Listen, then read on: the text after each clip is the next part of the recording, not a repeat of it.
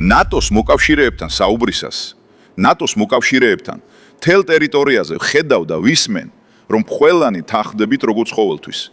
ძალიან მნიშვნელოვანია ირანს არ ქონდეს ბირთვული პოტენციალი და ბალისტიკური რაკეტები.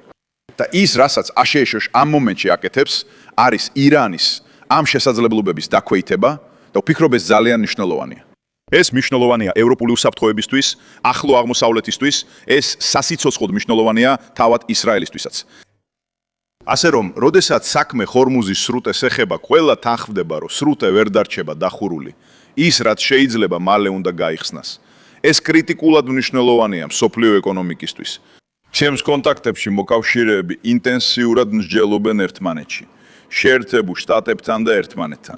საუკეთესო გზა, როგორ უნდა წავიდეთ წინ უსაფრთხოების ამ მნიშვნელოვანი საკითხის გადასაჭრელად.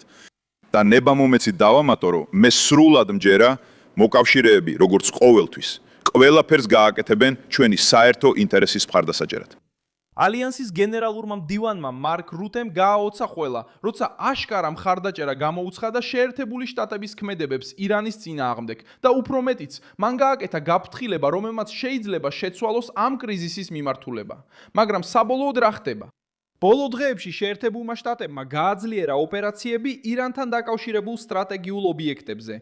რუტეს თქმით, ამ ქმედებების მიზანია ქვეყნის სამხედრო და ოპერატიული შესაძლებლობების შესუსტებები, რაც უკვე მიმდინარეობს. მთავარი საკითხია, ეს არაა მხოლოდ იზოლირებული ოპერაცია. საუბრობთ ესკალაციაზე, რომელიც უკვე ნატოს შიდა დებატებსაც მოიცავს. ვინ არის ჩართული? ერთი მხრიდან ასათეშუ სამხედრო სტრატეგიულ ოპერაციებს მართავს, მეორედან ირანი პასუხობს და ცდილობს ძალაუფლება შეინარჩუნოს მზარდი ზეწოლის პირობებში.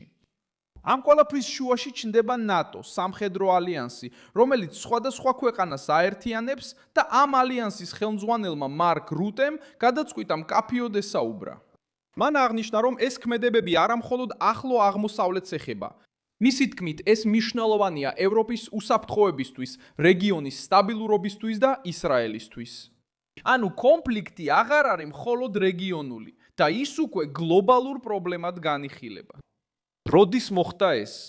რუტემ განცხადებები გააკეთა ბოლო დროს დაძაბულობის ესკალაციის, თავდასხმების, სამხედრო პასუხებისა და სტრატეგიული მარშრუტების ბლოკირების რისკის ფონზე.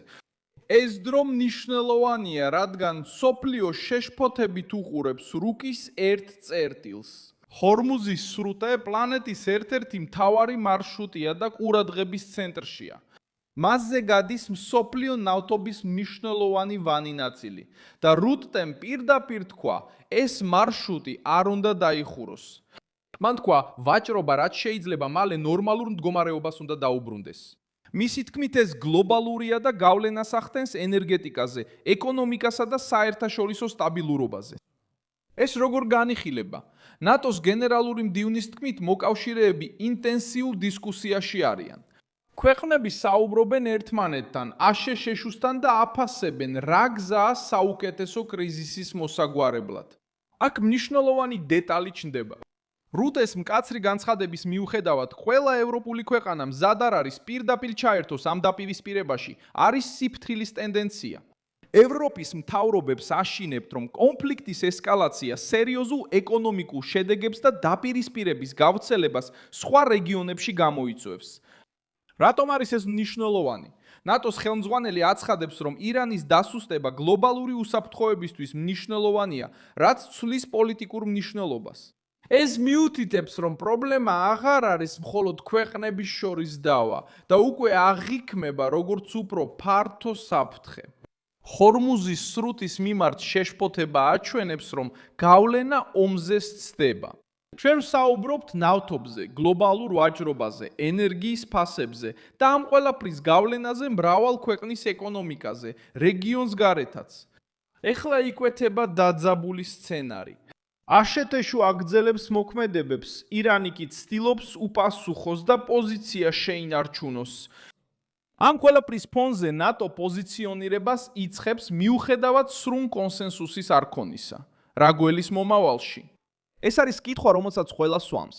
თუ კონფლიქტი გაგრძელდება და გამწვალდება, მოკავშირეებზე ზეწოლა შეიძლება გაიზარდოს და ის, რაც დღეს დებატია, შეიძლება ქმედებად გადაიქცეს. ჯერჯერობით რაც გვაქვს, ეს არის ნათელი სიგნალი. ნატოს ხელმძღვანელმა განაცხადა და როდესაც ის ამ ტონით საუბრობს, მთელი მსოფლიო ყურადღებას აქცევს, რადგან ეს შეიძლება იყოს მხოლოდ რაღაც უფრო დიდის დასაწყისი.